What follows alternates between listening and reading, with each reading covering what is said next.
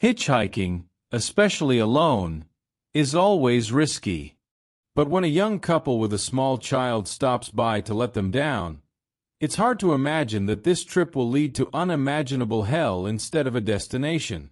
At the age of 20, Colleen Stan considered herself an experienced hitchhiker. In 1970, hitchhiking was a common practice. Sometimes it was even someone's only way of getting around. Of course, she had heard of various cases. Sometimes the stories were so frightening that Colleen talked about himself that it would be the last time. If she had known that her story would be one of the most shocking without exaggeration.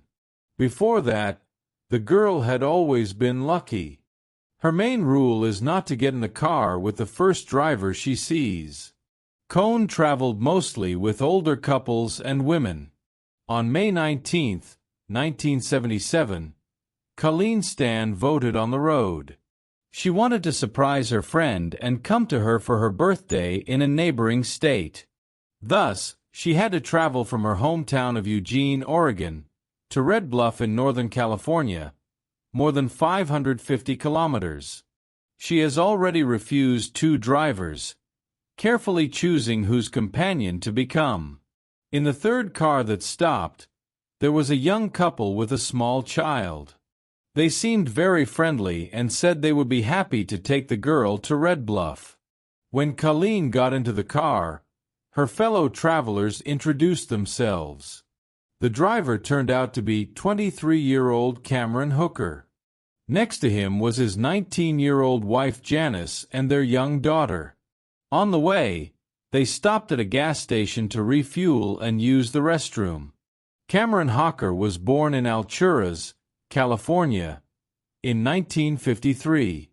Former classmates and teachers remembered him as a happy child, a cheerful and sociable lover of making fun of other students. Sometimes his jokes were quite cruel, but children are often not very empathetic. The Hooker family settled in Red Bluff in 1969. During this time, Cameron's personality has undergone noticeable changes.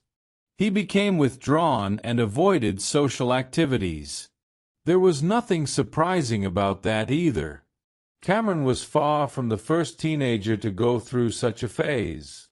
Shutting himself in. No incidents or traumatic incidents were found in his life.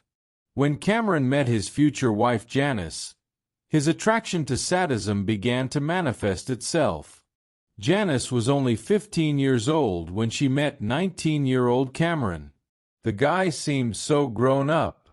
By that time, he was already working at a sawmill. The teenage girl felt insecure and admitted that she was delighted that a guy who was older than her was showing interest in her. Janice fell in love with, as she said, the tall, slender, and handsome Cameron then. She admitted that in order to keep him, she was willing to do anything. One day, Cameron asked if he could hang her from a tree with leather handcuffs. He said that he used to do this with his other girlfriends. Everyone liked it. Young Janice agreed. This experience scared the girl a lot, but Cameron was later so affectionate and attentive that he managed to make up for it and dispel any fears. Cameron Hooker and Janice got married in 1975. Sadomasochistic acts have expanded to include hitting, suffocation, and scuba diving. One day, Cameron almost killed his young wife. Janice gave birth to a daughter in 1976, and she was really, hard to believe, happy in this marriage. The first girl to fall victim to this terrible compromise was Maria Elizabeth Spanhake, nicknamed Marlis. Marlis moved to California from Cleveland, Ohio, in late 1975. She lived with her fiancé and worked part-time as a model in a camera store. She was only 19 years old when she was spotted by Cameron and Janice walking through Mangrofone. The girl was clearly in a hurry, and the couple offered to take her. Marlis agreed. They drove to Rio Linda Boulevard. When the girl started to get out of the car, Cameron grabbed her wrist and pulled her back in. Pulling out a knife, he told her to go with them. They brought the prisoner to their home and dragged her into the basement. Cameron tortured Marlis and then strangled her. They buried her body near Lucina Park in their hometown. Despite what happened, Janice stayed with her husband. Moreover, she agreed to a new slave. The road was long and monotonous. The conversations gradually fell silent. The car suddenly turned into a secluded forest area.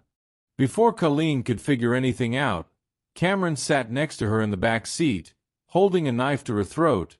He put a special wooden box on her head, which he made himself, weighing 9 kilograms. The head box he designed blocked out sound and light.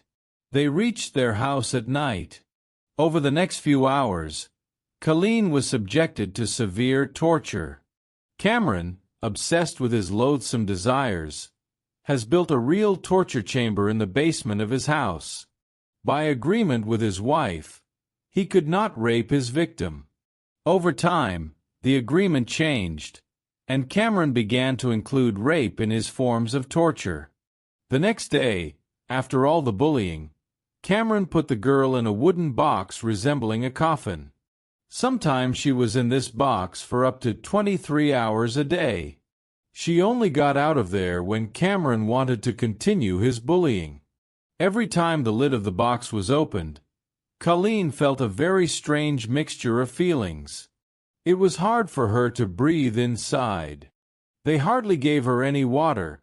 Despite the high temperature inside this coffin, they didn't let her eat. She was afraid that her kidnappers would imprison her in this box forever.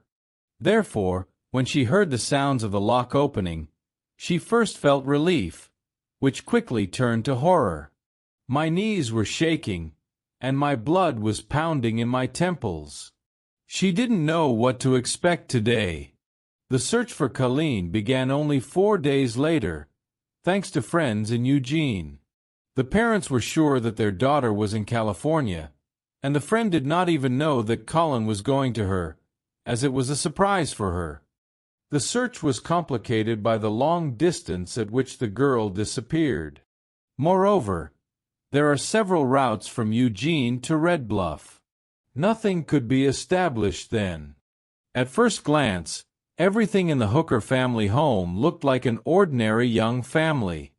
Janice was sitting with her little daughter, and Cameron went to work. But it wasn't until after work that he regularly took Colleen to the basement. So the months went by. Unbearable existence, torture, followed by being in a coffin for almost a day, hunger, constant humiliation, lack of clothes. In early 1978, Cameron told Colleen that he was a member of a satanic organization called The Company, an influential and ruthless gang that had been following her, and her family's house was still bugged. Of course, these were all fictions just to intimidate and subjugate the victim even more. Cameron forced Colleen to sign a document stating that she would become his slave forever. According to the contract, she is obligated to give her whole being to any desires of her slave owner. If she breaks her slave contract and runs away, the company will find her. Colleen's name was changed to Kay, and she was forced to call Cameron Master. She was not allowed to drink, eat, or speak without permission. Cameron fantasized that Cole was the female heroine of a French erotic novel that was published in 1954. A story about one of his favorite books. In May 1978, the Hooker family and their captive moved into a large mobile home with an annex and a yard. Cameron built a new wooden crate for the columns. It was ventilated and was built into the bottom of the couple's bed. This was not done by chance. Cameron wanted Colin to be involved in all the details of the couple's personal life. In 1978, Janice gave birth to her second daughter on this bed, while Cone was under her. After a year of living in a wooden coffin, daily torment and intimidation by the company and her master, the girl was already so compliant that Cameron felt he could trust his slave. Now she could walk around the house freely, and was finally allowed to wear clothes and eat normally. Colleen did the housework and helped Janice take care of the children. Hooker's daughters saw her as a babysitter. Colleen has never denied it. In the evenings, she would crawl into her drawer. The children, of course, did not know about this. They didn't know where the babysitter slept or what happened to her at night. Later, Colleen was even allowed to go outside. The neighbors were also sure that Colleen was a babysitter at the Hooker house. Colleen never asked them or anyone else for help. Being in front of the open doors, she did not even think to escape. She always had access to her phone. She was very afraid to even imagine what the company would do to her as punishment for running away. One day, Cameron told Colleen that he was planning something really big. He wants to create a slave dungeon where many girls will be kept. Now Colleen was helping him dig a hole, hidden from the neighbors. In 1980, Cameron allowed Colleen to call home. He said that the company was listening to the call. A girl should not complain, tell where she is, and, of course, ask for help. She was talking to her younger sister, Bonnie. Bonnie was so amazed, she started asking her sister questions. Colleen assured her sister that she was fine, and asked her not to look for her or go anywhere. After this call, Colleen's family did not contact the police. They decided that the girl had become part of a religious cult, and that was her decision. The parents were not close to their daughter. On her hitchhiking trips, she often ran away from them. Despite her still very young age, she had already disappeared for quite long periods. However, not that much. The family believed in their relationship. At that moment, the parents thought that their daughter and Michael Cameron had come up with such a pseudonym for himself, were in a sect. Cameron intimidated his victim so much and understood this that he was not afraid to leave Colleen and her family for a day, saying that he had an important meeting and he would pick her up tomorrow. The sisters said that they and their parents were afraid to put pressure on Colleen, to question and convince her of something, so as not to push her further away. She had just started contacting them, and they didn't want to risk losing her at all. Michael promised her parents before she left that they would soon have a house with Colleen, and he would give them the address. Finally, the parents even took a photo in which the fake couple looks no less falsely happy. When their girl left, they again did nothing. After that visit, Colleen's life got even worse, if you can even imagine it. Cameron started to worry that he was giving her too much freedom, so he immediately locked her in a drawer. She was forbidden to move around the house again. Colleen spent days in this makeshift coffin. It was especially difficult in the summer, when it was very stuffy and hot, despite the ventilation. Cameron tortured her when the children went to bed. So another couple of years passed. For 2 whole years, she hadn't even seen sunlight in her wooden box. In 1983, Cameron again allowed Colleen to move freely around the house and even in the yard. The neighbors and children were sure that the babysitter had returned. Cameron softened his attitude towards the victim. After a while, he told Janice that Colleen would be living in the house as a second wife. A little later, Colleen was even able, with Cameron's permission, to get a job at a motel as a maid. Now the girl was working, and she saw her neighbors all the time. She was in contact with a lot of people, but she continued to believe in self-surveillance, and no one knew about her scary story. In the same year, Janice became interested in Christianity.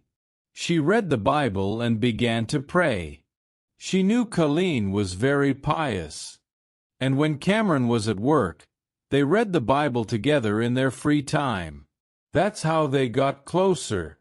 Cameron, having learned about this, began to let Colleen and Janice go to church on Sundays. Colleen could see Janice's heart opening to her. After another year, Janice decided that she would help Colleen escape. Someone thinks it was jealousy. Janice loved her husband very much with her sick love and did not want him to have a second wife. But judging by the following events, it was faith that made her do this. Anyway, on August 9, 1984, Janice told Colleen that there was no company, that no one would come for her. Janice asked Colleen not to tell anyone what happened to her. The woman hoped that if Colin left their house, then Cameron would become a normal person. Unlike J.C. Lee Dugard, who strongly denied that she had experienced Stockholm Syndrome, Colleen Stan is a vivid example of this psychological condition. Yes, she was intimidated, but when she found out that there was no company, she gave Cameron a chance to improve. She even called him from the bus stop, saying she was leaving. He started crying. She often called him at first. It sounds incredible, but that's how Stockholm Syndrome manifests itself. The victim becomes attached to his tormentor, is interested in his future fate, asks either to commute the sentence or not to punish him at all, visits him in places of detention, and so on. In any case, Colleen didn't tell anyone. She returned home after 7 long years of endless torment. She just came back without answering any questions, and no one would ever know about it until the following happened. Janice hoped that she and her husband would finally live a normal life, but it seems that her plan was never destined to come true. Cameron dreamed of a dungeon with prisoners, of a new torture chamber. Janice has never told me what made her do this, but it seems that after all these years, her conscience has awakened. On November 8, 1984, Jenny asked her pastor if she could confess. Frank Debney, the pastor of the church, noticed that Jenny was very nervous. What he heard next was unimaginable to him. He said that this should be reported to the police, and they did it together. 4 days after these events, the police contacted Colleen. Colleen behaved so calmly that at first the police did not even believe the story, considering Jenny a mad woman who was trying to slander her husband, probably because of infidelity or something else. Cameron Hooker was eventually taken into custody. Later, the terrible story was confirmed. An incredible amount of evidence was found. There were various torture devices, photographs of Colleen during torture, hundreds of BDSM magazines. Janice also spoke about the abduction, torture, and murder of Maria Elizabeth Spanhake. Authorities have not been able to find her remains. Cameron was charged only in the case of Colleen Stan. Janice Hawker testified against her husband in exchange for full immunity. Cameron did not admit his guilt. The torturer's lawyer claimed that everything was done by mutual consent. They were a couple. They went to see Colleen's parents. Everyone around has seen a girl on the street without him more than once. She voluntarily returned home after work. The prosecutor showed the contract signed by Colleen, which proved that the girl did not belong to herself. After Colleen's testimony, people cried in the courtroom. Some of the jurors couldn't sleep after the horrific details that had to be told to the girl. But Cameron's lawyer had another trump card up his sleeve. These are Colleen's love letters to Cameron. Colleen had never told anyone about them before. She wrote that she was falling in love more and more. She really wrote it. It wasn't written under threats. Cameron said that he kidnapped the girl, but later she fell in love with him, and everything was consensual. But still, it was taken into account what the girl had to go through. She cultivated a sense of affection and even love in herself so that she would not experience the agony of rape every day. This is a mechanism of psychological defense, a completely acceptable human reaction to a highly traumatic event. Cameron Hooker was sentenced to 104 years in prison. In 2015, 61-year-old Cameron Hooker applied for parole in accordance with a California parole program. He was refused, and there will not be a single parole hearing in his case for 15 years. After the trial, Colleen Stan completely got rid of the addiction she still felt for Cameron Hooker. She stopped contacting him, as well as his wife.